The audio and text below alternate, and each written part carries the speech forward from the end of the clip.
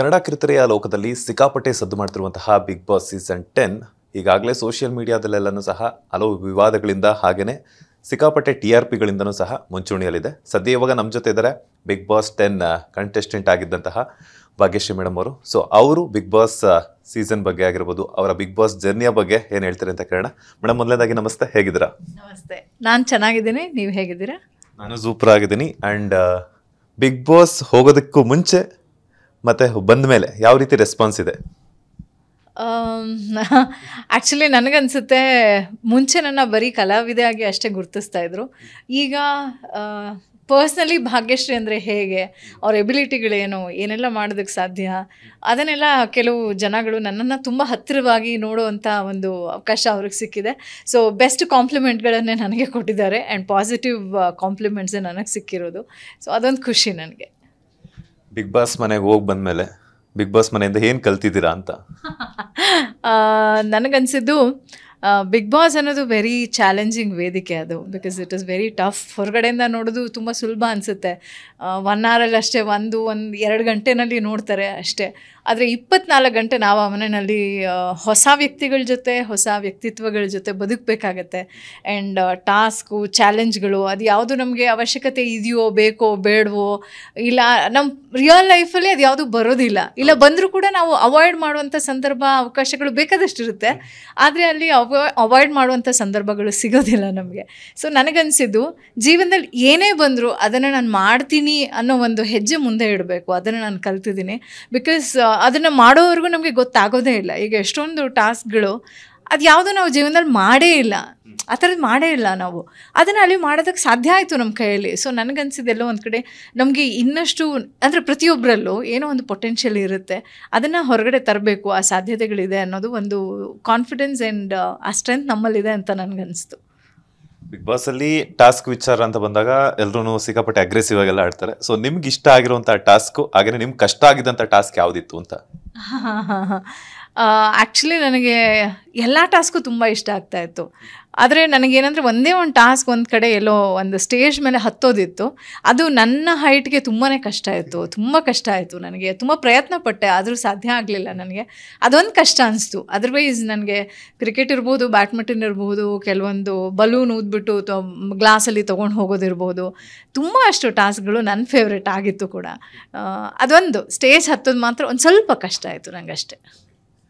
ಈಗ ನೀವು ಹೇಳ್ತಾ ಇದ್ರಿ ಬಿಗ್ ಬಾಸ್ ಅಂದ ತಕ್ಷಣ ಹೊಸ ವ್ಯಕ್ತಿಗಳ ಜೊತೆ, ಹೊಸ ವ್ಯಕ್ತಿತ್ವಗಳ ಜೊತೆ ನಮ್ಗೆ ಗೊತ್ತಿರುತ್ತೆ. ಅಂದರೆ ನಾವು ದೂರದಿಂದ ಇಲ್ಲ ಸೀರಿಯಲ್ಗಳಲ್ಲಿ ಅಥವಾ ಸಿನಿಮಾಗಳಲ್ಲಿ ಆ್ಯಕ್ಟ್ ಮಾಡಿರ್ತೀವಿ, ಕೆಲವೊಬ್ರು ಗೊತ್ತೇ ಇರೋದಿಲ್ಲ. ಸೊ ಅಂಥ ಟೈಮಲ್ಲಿ ನಿಮ್ಗೆ ಅಲ್ಲಿ ಇಷ್ಟ ಆಗಿರುವಂಥ ಪರ್ಸನ್ ಯಾರು, ಹಾಗೆಯೇ ತುಂಬ ಕಷ್ಟ ಆಗಿದ್ದಂಥ ಪರ್ಸನ್ ಯಾರು? ಆ್ಯಕ್ಚುಲಿ ನಾನು ಅಲ್ಲಿ ನನಗೆ ಪರಿಚಯ ತುಂಬ ವರ್ಕ್ ಮಾಡಿದ್ದ ಜೊತೆಯಲ್ಲಿ ಅಂದರೆ ಒಂದು ಸಿರಿ ಅವರು ಮತ್ತು ವಿನಯ್ ಅವರು, ಇಬ್ಬರ ಜೊತೆನೂ ವರ್ಕ್ ಮಾಡಿದ್ದೀನಿ ನಾನು. ಸೊ ಅಫ್ಕೋರ್ಸ್ ಸಿರಿ ಜೊತೆ ನಾನು ಪ್ರತಿಯೊಂದನ್ನು ಹಂಚ್ಕೊಳ್ಳೋದಕ್ಕೆ ವಿಷಯಗಳನ್ನು ಬದುಕಿನಲ್ಲಿ ಒಂದು 6.5 ವರ್ಷ ಕೆಲಸ ಮಾಡಿದ್ವಿ. ಸೊ ಆಗಲೇ ನನ್ನ ಮಗು ಹುಟ್ಟಿದ್ದು ಆ ಟೈಮಲ್ಲಿ, ಆ್ಯಂಡ್ ಮದುವೆ ಆಗಿದ್ದು, ಮಗು ಹುಟ್ಟಿದ್ದು ಎಲ್ಲ ಅದೇ ಸಂದರ್ಭಗಳು. ಸೊ ಅಲ್ಲಿ ಹಂಚ್ಕೊಂಡಿದ್ದು ರಿಯಲ್ ಲೈಫಲ್ಲಿ ಇಲ್ಲೂ ಕೂಡ ಎಲ್ಲ ಒಂದು ಕಡೆ ಆ ಕಂಫರ್ಟ್ ಝೋನ್, ಒಂದು ಸಿಸ್ಟರ್ ಅನ್ನೋ ಭಾವನೆ, ಅದೆಲ್ಲ ತುಂಬ ಹತ್ತಿರ ಆಯಿತು ನನಗೆ. ಬಿಕಾಸ್ ಅವರು ತುಂಬ ಪೇಷಂಟಾಗಿ ಆಟ ಆಡ್ತಾರಲ್ಲ, ಸೊ ನನಗೂ ಅದೇ ಇಷ್ಟ ಆಗ್ತಾಯಿತ್ತು. ಸೊ ನಮ್ಮಿಬ್ಬರಿಗೂ ತುಂಬ ಹೊಂದಾಣಿಕೆ ಚೆನ್ನಾಗಿತ್ತು. ಸೊ ಇಷ್ಟ ಆಗಲಿಲ್ಲ ಅನ್ನೋದು ಏನೋ ಪರ್ಟಿಕ್ಯುಲರಾಗಿ ಒಬ್ಬರಿಗೆ ಹೇಳೋದಕ್ಕೆ ನಾನು ಇಷ್ಟಪಡಲ್ಲ. ಕೆಲವೊಂದು ಸಂದರ್ಭಗಳಲ್ಲಿ ಹೌದು, ನನ್ನನ್ನು ಅರ್ಥ ಮಾಡ್ಕೊಳ್ದೆ ನನ್ನ ಹಿಂದೆ ಮಾತಾಡಿದವರು ಬಹುಶಃ ಎಲ್ಲೋ ಒಂದು ಕಡೆ ಬಂದು ನನ್ನ ಹತ್ರನೇ ಆ ಪ್ರಶ್ನೆಗಳನ್ನು ಕೇಳಿ ನೀವು ಯಾಕೆ ಈ ಥರ ಮಾತಾಡ್ತಿದ್ದೀರಾ ಅಂತ ನಾವು ಹೇಳಿಬಿಟ್ಟಿದ್ದಿದ್ರೆ ನಂಗೆ ಬೇಜಾರಾಗ್ತಿರ್ಲಿಲ್ಲ. ಕೆಲವೊಂದು ಸಂದರ್ಭಗಳಲ್ಲಿ, ಕೆಲವೊಂದು ಸಿಚುವೇಶನ್ಸಲ್ಲಿ ಹೌದು, ಕೆಲವೊಬ್ಬರ ಬಗ್ಗೆ ಬೇಜಾರಾಯಿತು. ಲೈಕ್ ತುಕಾಲಿ ಸಂತೋಷ್ ಅವ್ರು ಒಂದು ಸರಿ ಏನೋ ನಾನು ನಾಮಿನೇಟ್ ಮಾಡಿದಾಗ ಹೇಳಿದ ವಿಚಾರ ಇರ್ಬೋದು, ಹರ್ಟ್ ಆಯಿತು, ನಾನು ಕೂಡ ಅತ್ತೆ. ಆ್ಯಂಡ್ ಫ್ರೆಂಡ್ಶಿಪ್ ವಿಚಾರ ಬಂದಾಗ ಸ್ವಲ್ಪ ವಿನಯ್ ಅವರು ವಾಯ್ಸ್ ಜೋರು ಮಾಡಿದಾಗ ಬೇಜಾರಾಯಿತು. ಸೊ ನನಗೆ ಏನಾಗುತ್ತೆ, ನನಗೆ ಬಂದು ಮಾತಾಡಿಸ್ಬಿಟ್ರೆ ನಂಗೆ ಬೇಜಾರು ಆಗಲ್ಲ, ಅಳುನೂ ಬರೋದಿಲ್ಲ. ಬಟ್ ಯಾರಿಗೆ ಆಗಲಿ ಬೆನ್ನ ಹಿಂದೆ ಯಾರ ಹತ್ರನೂ ಮಾತಾಡಿದಾಗ ಆ ವಿಷಯ 3ನೇವರಿಂದ ನಮಗೆ ಬಂದಾಗ ಅದು ಸ್ವಲ್ಪ ಮನ್ಸಿಗೆ ತುಂಬ ಬೇಜಾರಾಗುತ್ತೆ. ನೇರವಾಗಿ ಕೇಳಿದ್ದಿದ್ರೆ ಬಹುಶಃ ನಂಗೆ ಅವ್ರು ಯಾರ ಬಗ್ಗೆನೂ ಅಷ್ಟು, ಇಲ್ಲ ಸ್ನೇಹಿತರು ಇರ್ಬೋದು, ಅವರು ಸ್ವಲ್ಪ ಸ್ಟಾರ್ಟಿಂಗಲ್ಲಿ ನಾವಿಬ್ಬರು ತುಂಬ ಫ್ರೆಂಡ್ಲಿ ಆಗಿದ್ವಿ, ತುಂಬ ಖುಷಿಯಾಗಿದ್ವಿ. ಆದರೆ ಕೆಲವೊಂದು ಪಾಪ ಅವರು ಮಿಸ್ಅಂಡರ್ಸ್ಟ್ಯಾಂಡ್ ಮಾಡ್ಕೊಂಡ್ಬಿಟ್ರು. ಲೈಕ್ ನಾನು ಅಫ್ಕೋರ್ಸ್ ನಾನು ಆ ಥರ ಮಾಡಬಾರ್ದಿತ್ತು. ಬಿಕಾಸ್ ತುಂಬ ಎಮೋಷ್ನಲಿ ಕನೆಕ್ಟ್ ಆಗೋದಕ್ಕೆ ಹೋದೆ, and which is not right in Bigg Boss. ಅದು ನನಗೆ ಗೊತ್ತಾಗಲಿಲ್ಲ. ಲೈಕ್ ನಾನು ಅವ್ರಿಗೆ ತುಂಬ ಏನೋ ಇಲ್ಲ ಈ ಥರ ಮಾಡಿ ನಿಮಗೆ ಎಬಿಲಿಟಿ ಇದೆ ಅಂತೆಲ್ಲ ಹೇಳೋಕ್ಕೆ ಹೋಗಿದ್ದು. ಪಾಪ ಅವ್ರಿಗೆಲ್ಲೂ ಒಂದು ಕಡೆ ಅವ್ರಿಗೆ ಹರ್ಟ್ ಆಯಿತು ಅನಿಸುತ್ತೆ. ಮೇ ಬಿ ಅದನ್ನು ಅವರು ನೇರವಾಗಿ ನನಗೆ ಬಂದು ಹೇಳಿದರೆ ಅದು ಅಷ್ಟು ದೊಡ್ಡ ವಿಷಯ. ಬೇರೆಯವ್ರ ಹತ್ರ ಹೇಳಿದ್ದು ನನ್ನ ಕಿವಿಗೆ ಬಿದ್ದಿದ್ದು ಬೇರೆ ರೀತಿ ಅಂತ ಕೇಳಿಸ್ತು ಅಷ್ಟೇ. ಈ ರೀತಿಯಾಗಿ ಒಂದು 4-5 ಸಂದರ್ಭಗಳಲ್ಲಿ ಕೆಲವ್ರ ಬಗ್ಗೆ ಬೇಸರ ಆಯ್ತೆ ಹೊರತು that's okay. Everything is like part and parcel of Bigg Boss ಅಷ್ಟೇ. ನೀವು ಬಿಗ್ ಬಾಸ್ಗೆ ಹೋದಾಗ ಸಿಕ್ಕಾಪಟ್ಟೆ ಕರ್ನಾಟಕ ಜನತೆ ಸಿಕ್ಕಾಪಟ್ಟೆ ಇಷ್ಟಪಡೋದಕ್ಕೆ ಕಾರಣ ಏನಂತಂದರೆ ಗೃಹಿಣಿಯಾಗಿ ಬಿಗ್ ಬಾಸ್ ಮನೆಗೆ ಎಂಟ್ರಿ ಕೊಟ್ಟಿರುವಂಥದ್ದು. ಸೊ ಆ ಒಂದು ನೇಮ್ ಫೇಮು ಸಿಕ್ಕಾಪಟ್ಟೆ ಬಂತು. ಆ್ಯಂಡ್ ನಿಮ್ಮ ಮಗನೂ ಸಹ ತುಂಬ ಮೆಚ್ಯೂರ್ಡಾಗಿ ಮಾತಾಡಿದ್ರು ನಿಮ್ಮ ಬಗ್ಗೆ ಆಗಿರ್ಬೋದು. ಇಡೀ ಕರ್ನಾಟಕದ ಜನತೆ ನಿಜವಾಗ್ಲೂ ಭಾಗ್ಯಶ್ರೀ ಅವರ ಮಗ ಇಷ್ಟು ಮೆಚ್ಯೂರ್ಡ್, ನೀವು ಕಳಿಸ್ಕೊಟ್ಟಿರುವಂಥ ಸಂಸ್ಕಾರದ ಬಗ್ಗೆ ಒಂದಷ್ಟು ಮಾಹಿತಿಗಳು ಅವರ ಕಮೆಂಟ್ಸ್ ಮೂಲಕ ಬಂತು. ಸೊ ಅದ್ರ ಬಗ್ಗೆ ಹೇಳೋದಾದರೆ ಆಲ್ವೇಸ್ ಲೈಕ್ ನನಗೆ ನನ್ನ ಮಗ ಅಂದರೆ ಒಂಥರ ತುಂಬ ಹೆಮ್ಮೆ ನನಗೆ ಯಾವಾಗಲೂ. ಅವ್ನು ಮಾತಾಡೋದೇ ಹಾಗೆ ನನಗೆ. ಆದರೆ ಅವನು ಈ ರೀತಿ ಒಂದು ಇಂಟರ್ವ್ಯೂಸ್ ಪರ್ಟಿಕ್ಯುಲರ್ ಆಗಿ ಯಾರೋ ಒಬ್ಬರು ಮೈಕ್ ತೊಗೊಂಡು ಬಂದು ಒಂದು ನ್ಯೂಸ್ ಚಾನಲ್ಗಳಿಂದ ಬರ್ತಾರೆ ಮಾತಾಡಿಸ್ತಾರೆ, ಆ ರೀತಿ ಅವನು ಯಾವತ್ತೂ ಮಾತಾಡಿರಲಿಲ್ಲ. ಅಂದರೆ ಕ್ಯಾಮ್ರಾ ಫೇಸ್ ಮಾಡಿರಲಿಲ್ಲ. ಬಟ್ ಈ ಟೈಮಲ್ಲಿ ಅವನು ಅಷ್ಟು ಅರ್ಥ ಮಾಡಿಕೊಂಡು ಬಿಗ್ ಬಾಸ್ನ ಅವ್ನು ಬಳಸಿರೋ ಪದಗಳಿರ್ಬೋದು ಅದನ್ನು ಅರ್ಥ ಮಾಡ್ಕೊಂಡು ಮಾತಾಡಿದ್ದು ನನಗೆ ಆಶ್ಚರ್ಯ ಆಯಿತು.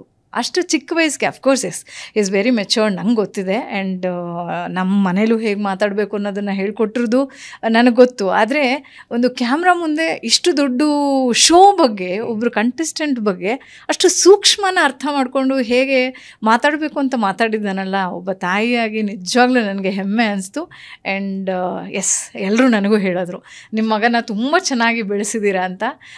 ಎಲ್ಲ ತಾಯಂದರು ಅದನ್ನು ಬಯಸ್ತಾರಲ್ವ. ಸೊ ಆ ಕಾಂಪ್ಲಿಮೆಂಟ್ ನನಗೆ ಸಿಕ್ಕಾಗ ನನಗೆ ಬಿಗ್ ಬಾಸಿಂದ ಎಲಿಮಿನೇಟ್ ಆದೆ ಅನ್ನೋದಕ್ಕಿಂತ ನನ್ನ ಮಗನ ಎಲ್ಲರೂ ಹೊಗಳ್ತಾ ಇದ್ರಲ್ಲ, ಅದು ಗೆದ್ದಷ್ಟು ಖುಷಿ ಆಯಿತು ನನಗೆ. ಬಿಗ್ ಬಾಸಿಂದ ಹೊರಗಡೆ ಬಂದಮೇಲೆ ಸೊ ಈಗ ನೀವು ನೋಡ್ತಾ ಇರ್ತೀರ ಬಿಗ್ ಬಾಸ್ ಹೆಂಗಿರ್ತೈತೆ, ಲೈಕ್ ಯಾವ ರೀತಿ ಕಂಟೆಸ್ಟೆಂಟ್ಸ್ ಎಲ್ಲ ಯಾವ ರೀತಿ ಗೇಮ್ಸ್ ಆಡ್ತಿರ್ತಾರೆ. ಸೊ ಈಗ ಅನ್ಸೋದಾದ್ರೆ ನಾನು ಈ ಗೇಮಲ್ಲಿ ಇದ್ದಿದ್ರೆ ಚಂದ ಅಂತ ಅನ್ಸುತ್ತೆ. ಆ ಗೇಮ್ ಏನಾದರೂ ಹೇಳೋದಾದ್ರೆ ಅಥವಾ ಆ ಒಂದು ಪರ್ಟಿಕ್ಯುಲರ್ ಒಂದು ಎಪಿಸೋಡ್ ಬಗ್ಗೆ, ಈ ಎಪಿಸೋಡಲ್ಲಿ ನಾನು ಇರಬೇಕಿತ್ತು ಅಂತ ಯಾವತ್ತಾದ್ರೂ ಅನಿಸಿದ್ಯಾ?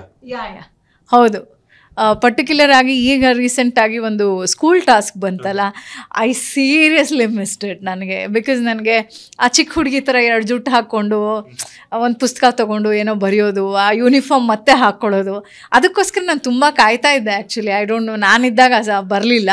ಬಟ್ ಈಗ ರೀಸೆಂಟಾಗಿ ಅದು ಬಂತಲ್ಲ, ಅದನ್ನು ತುಂಬ ಮಿಸ್ ಮಾಡಿಕೊಂಡೆ ನಾನು. And one more thing is Sudeep sir ಎಲ್ರಿಗೂ ಅಡುಗೆ ಮಾಡಿ ಕಳಿಸಿದ್ರು, ಅದನ್ನು ಮಿಸ್ ಮಾಡಿಕೊಂಡೆ. ಈ ಥರದ್ದೆಲ್ಲ ನಾನು ತುಂಬ ಆಸೆಗಳು ಇಟ್ಕೊಂಡಿದ್ದೆ ಬಿಗ್ ಬಾಸಲ್ಲಿ. ಹೆಚ್ಚಾಗಿ ನನಗೆ ಆಸೆಗಳಿದ್ದಿದ್ದು ಈ ಥರ ಕೆಲವೊಂದು, ಅಂದರೆ ಫನ್ ಟಾಸ್ಕ್ಗಳೇನಿದೆ. ಬಿಕಾಸ್ ನಂಗೆ ಬೇರೆ ಎಲ್ಲ ಟಾಸ್ಕ್ ಬಗ್ಗೆ ಅಷ್ಟೊಂದೆಲ್ಲ ಅಂದ್ಕೊಂಡು ನಾನು ಬಿಗ್ ಬಾಸ್ ಮನೆಗೆ ಹೋದೋಳಲ್ಲ. ಆದರೆ ಕೆಲವೊಂದು ಏನಂದರೆ ಕೊನೆಯಲ್ಲಿ ಗೆಸ್ಟ್ಗಳು ಬರ್ತಾರೆ ಕೆಲವರು. ಆಮೇಲೆ ಒಂದು ಸರಿ ಕೊನೆಯಲ್ಲಿ ನಾ ಹೇಳ್ತಾರೆ ಸರ್ ಒಳಗೆ ಬರ್ತಾರೆ ಮನೆ ಒಳಗೆ, ಅಂದರೆ ನಮಗೆ ಗುರ್ತು ಸಿಗಲ್ಲ, ಏನೋ ಬೇರೆ ವೇಷ ಹಾಕ್ಕೊಂಡು ಬರ್ತಾರೆ. ಅದೆಲ್ಲ ನನಗೆ ತುಂಬ ಆಸೆ ಇತ್ತು. ಆ ಥರದ್ದೆಲ್ಲ ಫನ್ ಎಲಿಮೆಂಟ್ಸ್, ಫನ್ ಪಾರ್ಟ್ಸ್ ಏನೆಲ್ಲ ಇದೆ ಹ್ಯಾಪಿ ಬಿಗ್ ಬಾಸ್ ಅಂದ್ಕೊಂಡೆ ನಾನು ಒಳಗೆ ಹೋದವಳು. ಅದನ್ನು ಮಿಸ್ ಮಾಡಿಕೊಂಡೆ. ಸೊ ಬಟ್ ಏನಂತಂದರೆ ಸ್ಕೂಲ್ ಟಾಸ್ಕ್ ಸಿಗುತ್ತೋ ಇಲ್ವೋ ಗೊತ್ತಿಲ್ಲ, ಬಟ್ ಸುದೀಪ್ ಸರ್ ಮಾಡುವಂತಹ ಒಂದು ಅಡುಗೆ ಮಾತ್ರ ಖಂಡಿತವಾಗ್ಲೂ ಸಿಗುತ್ತೆ ಅಂತ ಹೇಳ್ಬೋದು. ಯಾಕಂದರೆ ಫಿನಾಲೆಯಲ್ಲಿ ಏನಾದರೂ ಹೋದಾಗ ನೀವು ಅವಾಗ ಏನಾದರೂ ಸಿಕ್ಕಿದ್ರೂ ಸಿಗ್ಬೋದು. ಸುದೀಪ್ ಸರ್ ಅಲ್ಲಿವರೆಗೂ ಹೇಳಿದಾಗ ಆದರೆ ನನಗೆ ತುಂಬ ತುಂಬ ಖುಷಿ ಆಗುತ್ತೆ. ವೆರಿ ಸ್ಪೆಷಲ್ ಅಲ್ಲ, ಅವ್ರು ನಮಗೋಸ್ಕರ ಅಡುಗೆ ಮಾಡಿ ನಮ್ಮ ಹೆಸರು ಬರೆದು ನಮಗೊಂದು ಮೆಸೇಜ್ ಬರೆದು ಕಳಿಸ್ತಾರೆ ಅಂದರೆ ದಟ್ ಇಸ್ ಸೋ ಸ್ಪೆಷಲ್ ಅಲ್ವಾ. ಸೊ ನೀವು ಹೇಳಿದ ಹಾಗೆ ನಿಮ್ಮ ಬಾಯಿ ಹರಕೆಯಿಂದ ಏನಾರು ಆದರೆ I will be very happy. ಖಂಡಿತವಾಗ್ಲು ಈ ಒಂದು ಫೀಲ್ನ ನಾನು ಅನುಭವಿಸಿದ್ದೀನಿ. ಯಾಕಂತಂದ್ರೆ ಅವ್ರ ಬರ್ತಡೇ ದಿನ ನಾನು ಶೂಟ್ಗೆ ಹೋದಾಗ ಸೊ ಅವ್ರ ಕೈಯಾರೆ ಒಂದು ಕೇಕ್ನ ತಿನ್ಸ್ಕೊಳ್ಳೋದಕ್ಕೆ ನಾವು ಎಷ್ಟು ಈಗರ್ಲಿ ವೇಟ್ ಮಾಡಿ, ಎಷ್ಟೋ ಜನ ಅವ್ರ ಜೊತೆ ಫೋಟೋ ಸೆಲ್ಫಿ ಅಂತೀವಿ. ಬಟ್ ಅಂಥ ಟೈಮ್ ನಮ್ಗೆ ಅವಕಾಶ ಸಿಕ್ಕಿದಾಗ ನಿಜವಾಗ್ಲೂ ನಾವು ಒಂಥರ ಅದೃಷ್ಟವಂತರೇ ಅಂತ ಅನ್ಕೋಬೋದು. ಸೊ ಈಗ ಇನ್ನು ವರ್ತೂರು ಸಂತೋಷ್ ಅವರಾಗಿರ್ಬೋದು, ತುಕಾಲಿ ಸಂತೋಷ್ ಅವರು, ಕಾರ್ತಿಕ್, ಸಂಗೀತ, ಹಾಗೆಯೇ ವಿನಯ್ ಅವರು, ಇಷ್ಟು ಜನ ಇದ್ದಾರೆ. ಸೊ ಇಷ್ಟು ಕಂಟೆಸ್ಟೆಂಟಲ್ಲಿ ಎಷ್ಟು ಜನ ಫಿನಾಲೆಗೆ ಬರ್ಬೋದು ಅಂತ ಅನ್ಸುತ್ತೆ? ಯಾಕಂತಂದ್ರೆ ನಿಮಗೆ ಅವರ ಜೊತೆ ಒಡನಾಟ ಇರುತ್ತೆ. ಸೊ ನಿಮ್ಗೆ ಗೊತ್ತಿರುತ್ತೆ ಯಾರ್ಯಾರು ಬರ್ಬೋದು ಅಂತ. ಯಾರು ಬರ್ಬೋದು ಫಿನಾಲೆಗೆ ಅಂತ? ಈಗ ಎಲ್ಲರೂ ಆಡ್ತಾ ಇರೋ ಆಟ ನೋಡಿದ್ರೆ ನನಗೆ ಲೈಕ್ ಪ್ರತಾಪ್ ಅವರು, ದೆನ್ ವಿನಯ್ ಅವರು, ದೆನ್ ಕಾರ್ತಿಕ್ ಅವರು, ದೆನ್ ಸಂಗೀತ ಆ್ಯಂಡ್ ತುಕಾಲಿ ಸಂತೋಷ್ ಅವರು. ಯಾರು ವಿನ್ ಆಗ್ಬೋದು ಅಂತ? ಯಾರು ವಿನ್ ಆಗ್ಬೋದು, ಹಾಗೇನೆ ಯಾರು ಸೆಕೆಂಡ್ ರನ್ನರ್ ಅಪ್ ಆಗ್ಬೋದು ಅಂತ ಫಸ್ಟ್ ವಿನ್ನರ್ ಯಾರಾಗ್ಬೋದು ಹಾಗೇನೆ ರನ್ನರ್ ಅಪ್ ಯಾರಾಗ್ಬೋದು ಅಂತ? ವಿನ್ನರ್ ಅಷ್ಟೇ ಹೇಳ್ತೀನಿ, ಬಿಕಾಸ್ ವಿನ್ನರ್ ಅಷ್ಟೇ ಹೇಳೋದಕ್ಕೆ ಸಾಧ್ಯ ಆಗುತ್ತೆ. ನನಗೆ ಇಲ್ಲಿ ಏನಂದರೆ ಬಿಗ್ ಬಾಸ್ ಮನೆ ಒಳಗೆ ಹೋದಾಗ ನಮ್ಗೆ ಹೇಳಿದ್ದೇನೆಂದರೆ ಟಾಸ್ಕ್ ಒಂದೇ ಮ್ಯಾಟ್ರ್ ಆಗೋದಿಲ್ಲ, ಟಾಸ್ಕ್ ಒಂದೇ ಅಷ್ಟಲ್ಲ, ಇಲ್ಲಿ ವ್ಯಕ್ತಿತ್ವಗಳು, ನಾವು ಕೆಲವೊಂದು ಸನ್ನಿವೇಶಗಳನ್ನು ಯಾವ ರೀತಿ ಹ್ಯಾಂಡ್ಲ್ ಮಾಡ್ತೀವಿ, ಯಾವ ರೀತಿ ರಿಯಾಕ್ಟ್ ಮಾಡ್ತೀವಿ, ಅದೆಲ್ಲನೂ ಮ್ಯಾಟ್ರ್ ಆಗುತ್ತೆ ಬಿಗ್ ಬಾಸಲ್ಲಿ ಅಂತ ಹೇಳಿದಾಗ. ಏಕೆಂದರೆ ಸರ್ ಎಷ್ಟೋ ಸರಿ ಹೇಳಿದ್ದಾರೆ ಟಾಸ್ಕ್ ಅನ್ನೋದು ಬರೀ 30% ಅಷ್ಟೇ ಅಂತ. ಸೊ ಅದನ್ನು ಗಮನದಲ್ಲಿಟ್ಕೊಂಡು ನನಗನ್ಸಿದ್ದು ಪ್ರತಾಪ್ ಅವರು ಬಹಳ ಅದ್ಭುತವಾಗಿ, ಅಂದರೆ ಟಾಸ್ಕ್ಗಳನ್ನೂ ಚೆನ್ನಾಗಿ ಮಾಡ್ತಾ, ಸ್ಟ್ರಾಟಜಿಗಳನ್ನು ಚೆನ್ನಾಗಿ ಮಾಡ್ತಾ, ಆ್ಯಂಡ್ ಕೆಲವೊಂದು ಸಂದರ್ಭಗಳನ್ನು ಹ್ಯಾಂಡಲ್ ಮಾಡೋ ರೀತಿ, ಅವರ ವ್ಯಕ್ತಿತ್ವನ ತುಂಬ ಇಂಪ್ರೂವ್ ಮಾಡ್ಕೊಳ್ತಾ ಹೋಗ್ತಾ ಇದ್ದಾರೆ ವೀಕ್ ಬೈ ವೀಕ್. ಸೊ ಆ ರೀತಿ ನೋಡೋದಾದರೆ ಐ ಥಿಂಕ್ ಪ್ರತಾಪ್ ಅವ್ರು ಗೆಲ್ತಾರೆ. ಸೊ ನಂದು ಸ್ಮಾಲ್ ರ್ಯಾಪಿಡ್ ಫೈರ್ ಇದೆ. ಸೊ ಒನ್ ವರ್ಡ್ ಆನ್ಸರ್ ಹೇಳ್ತೀನಿ, ಒಬ್ಬ ಕಂಟೆಸ್ಟೆಂಟ್ ನೇಮ್ ಹೇಳ್ತೀನಿ, ಅವ್ರ ಬಗ್ಗೆ one word answer. Okay, Karthik ಅವ್ರ ಬಗ್ಗೆ. Very strong contestant. Sangeetha. Strong lady.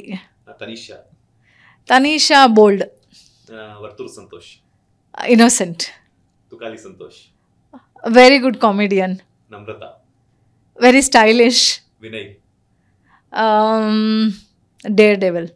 And drone Prathap. Very confident. Avinash ಅವರು ವೆರಿ ಇನ್ನೋಸೆಂಟ್. ಸೊ ಈಗ ನಿಮ್ಮ ಅಭಿಮಾನಿಗಳಿಗೆ ಹಾಗೆಯೇ ಬಿಗ್ ಬಾಸ್ ಕಂಟೆಸ್ಟೆಂಟ್ ಕೊನೆಯದಾಗಿ ಏನಾದರೂ ಹೇಳೋದಾದರೆ ಏನು ಹೇಳಕ್ಕೆ ಇಷ್ಟಪಡ್ತೀರಾ? ಎಲ್ಲ ಕಂಟೆಸ್ಟೆಂಟ್ಗಳಿಗೂ ಆಲ್ ದಿ ಬೆಸ್ಟ್ ಹೇಳ್ತೀನಿ. ತುಂಬ ಚೆನ್ನಾಗಿ ಆಟ ಆಡ್ತಿದ್ದೀರಾ, ಇದೇ ರೀತಿ ಸ್ಟ್ರಾಂಗಾಗಿ ಇನ್ನೂ ಆಟಗಳನ್ನು ಮುಂದುವರಿಸಿ.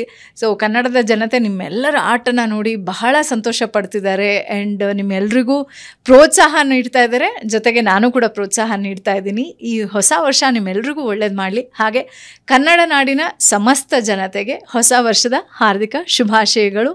ಎಲ್ಲರೂ ಖುಷಿಯಾಗಿರಿ, ಹ್ಯಾಪಿಯಾಗಿರಿ, ಕಾನ್ಫಿಡೆಂಟ್ ಆಗಿರಿ, ಎಲ್ರಿಗೂ ಒಳ್ಳೆಯದಾಗಲಿ.